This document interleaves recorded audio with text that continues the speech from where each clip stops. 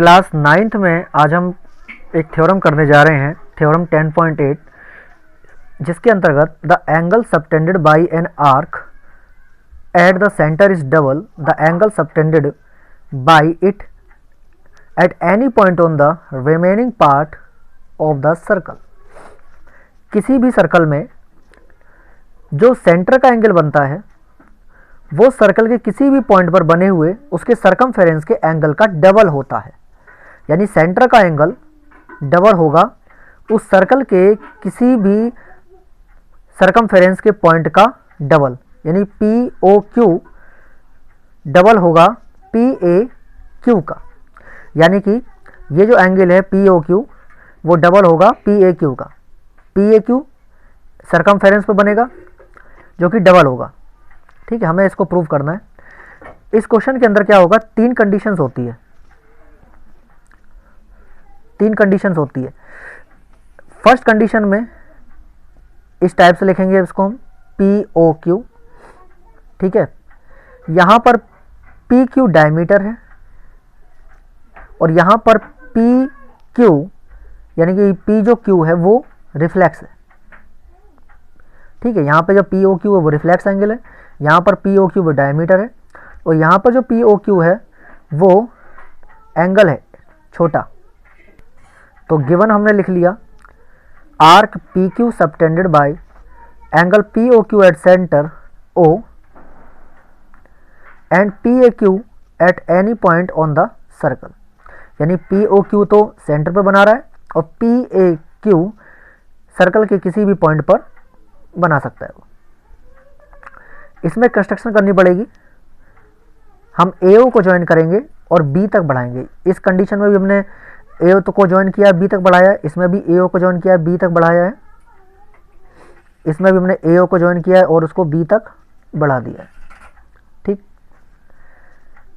अब प्रूफ में क्या लिखेंगे, प्रूफ में इस ट्रायंगल को लेंगे P O A, in triangle P O A. ये ट्रायंगल तीनों कंडीशन के लिए लागू हो रही है, P O A, P O A and P O A, सबके अंदर लागू हो रही है। पी ओ ए के अंदर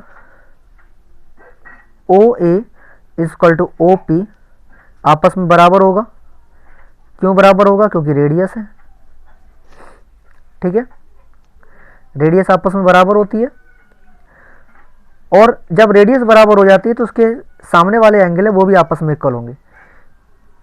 ठीक है, इस साइड के सामने वाला एंगल ये वाला है और इस साइड के सामने वाला एंगल ये वाला है, तो ये दोनों एंगल आपस में इक्वल आएंगे।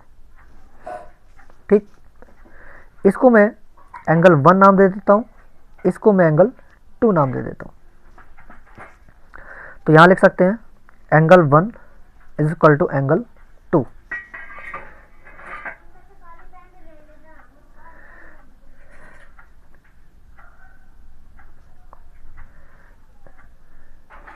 Equal angles of opposite equal sides. अब इसी ट्रायंगल के अंदर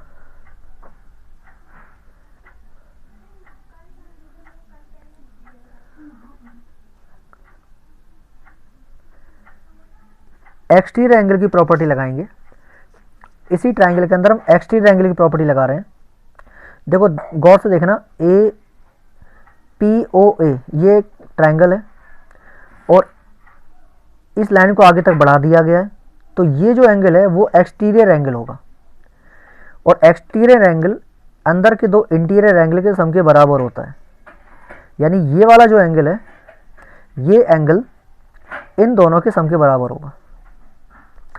ऐसे ही इसमें भी है, ये वाला एंगल इन दोनों एंगल के सम के बराबर होगा क्योंकि रेडियस इसमें भी है। ऐसे इसमें देख लो, ये वाला एंगल इन दोनों के एंगल के सम के बराबर होगा सेम। तो एक्सटीरियर एंगल प्रॉपर्टी लिखता हूं मैं, angle P O B P O B is equal to angle 1 plus angle 2। Angle P O B अब मैं लिख सकता हूँ angle 1 plus angle 1, angle 1 plus angle 1, क्योंकि मैंने अभी एंगल 1 इक्वल टू एंगल 2 को इक्वल प्रूव कर दिया है, तो यहाँ लिख सकता हूँ मैं एंगल 1 प्लस एंगल 1। तो यहाँ बन जाएगा angle P O B equal to angle 2 angle 1। अब हम इसके साथ वाला ट्राइंगल लेंगे, दूसरा ओ ए क्यू। पहले मैंने ओ ए पी लिया था, पी ओ ए लिया था, अब अगला ट्राइंगल लेंगे ओ ए क्यू।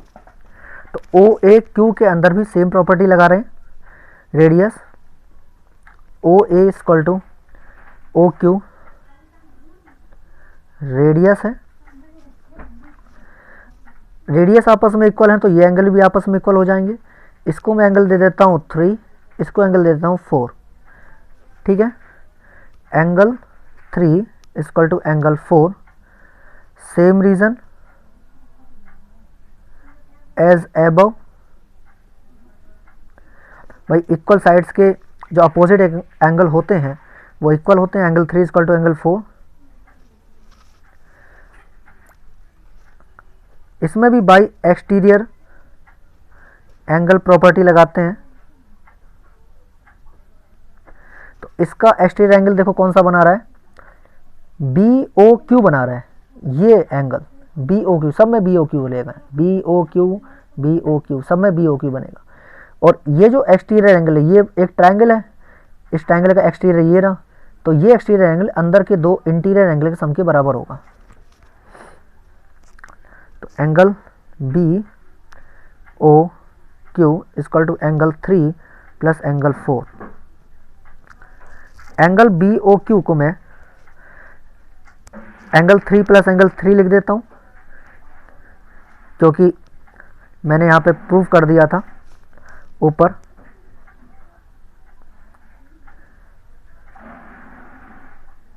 यहां भी मैं रीजन लिख सकते हैं,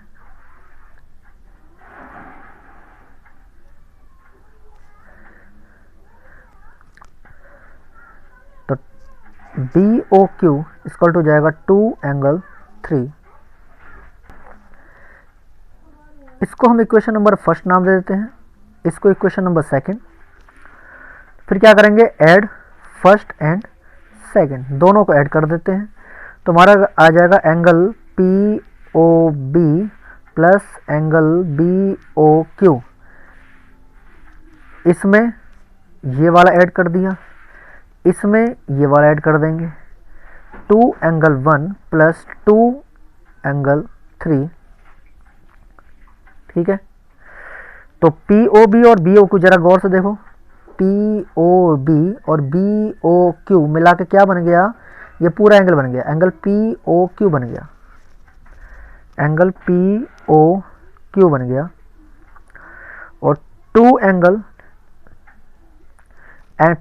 1 प्लस 2 एंगल 3, 2 कॉमन ले लेंगे, एंगल 1 प्लस एंगल 3, एंगल 1 और 3 बन के क्या बन गया, एंगल 1 और 3 बन गया हमारे पास P A Q, angle P A Q,